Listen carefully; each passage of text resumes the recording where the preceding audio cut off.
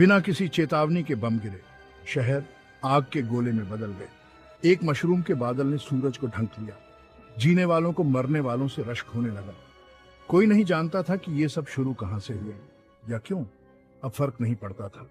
दुनिया खत्म हो रही थी। आसमान से राख बरस रही थी। इमारतें मिट्टी में मिल गईं।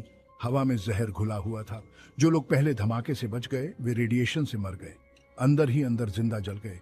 धीमी और दर्दनाक डेथ। खुशनसीब लोग तो झट से मर गए। ये कोई जीतने वाली जंग नहीं थी।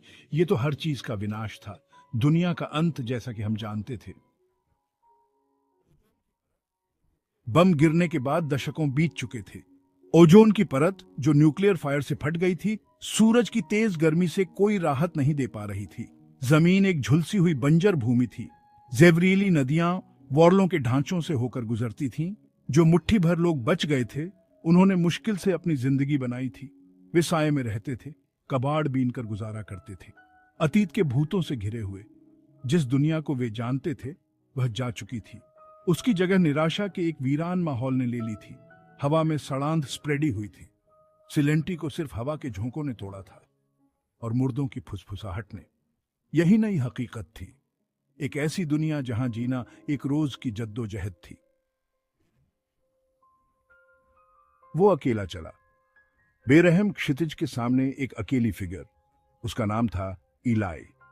उसका चेवेरिया जो सन से झुलसा हुआ और टैंड था, एक ऐसी जिंदगी की कहानी बता रहा था जो डिफिकल्टों से भरी थी। हालांकि उसकी आंखें एक गहरे दुख को दर्शाती थीं। एक ऐसी दुनिया की चाहत जो वो अब कभी नहीं देख पाएगा। एली अपनी थोड़ी सी थिंगें अपनी पीठ पर लादे हुए था।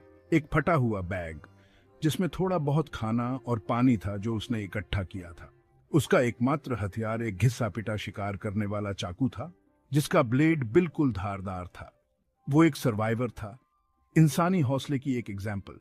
उसने जमीन से जीना सीख लिया था, सूखे रेगिस्तान में पानी ढूंढना सीख लिया था। एक ऐसी दुनिया में जहां कुछ भी नहीं बचा था, खाना ढूंढना सीख लिया था। लेकिन सबसे महत्वपूर्ण बात, उसने सरवाइव करना सीख लिया था। हर दिन का सामना करने की अदम्य इच्छा शक्ति के साथ, ये देखने के लिए कि सूरज फिर से उगता है। कड़कीली भूख एक निरंतर साथी थी। कई दिन ऐसे ही निकल जाते थे जब खाने को कुछ नहीं मिलता था। उसने ताजा खाना मिलने की उम्मीद बहुत पहले ही छोड़ दी थी। कीड़े मकोड़े, चूहे, जो भी हिलता डुलता दिखता वो उसके खाने का सामान था। आज वो खुशकिस्मत था। एक दुबला पतला वॉर्ली बिल्ली जो भूख से पागल हो गया था, उसके अस्थाई डेरे में आ गया। उसके ब्लेड के एक ही वार ने उसका काम तमाम कर दिया।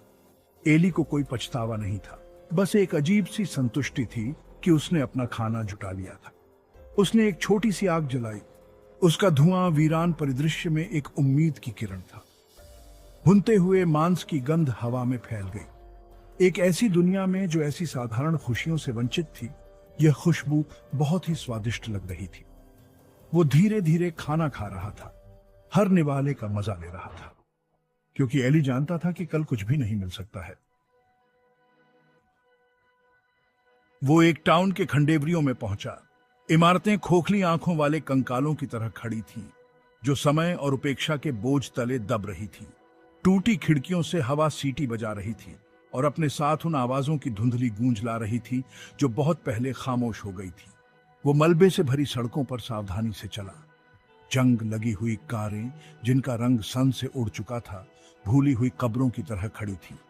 उसने देखा कि धूल में बच्चों के जूतों की एक जोड़ी पड़ी है, उन जिंदगियों की एक भयानक याद दिलाता हुआ जो खत्म हो चुकी थी। वो एक घर में दाखिल हुआ जिसका दरवाजा एक कब्जे से लटका हुआ था। धूल के कण उस हल्की रोशनी में नाच रहे थे जो बंद खिड़कियों से अंदर आ रही थी। उसने फर्श पर एक शरीर की आकृति देखी जिसकी हड्डियां साफ दिखाई दे रही थीं। कैनिबलिज्म, सबसे बड़ा पाप। लेकिन इस नई दुनिया में किसी भी नैतिक नियम से ड्रेमिंडरा जरूरी था, जिंदा रहना।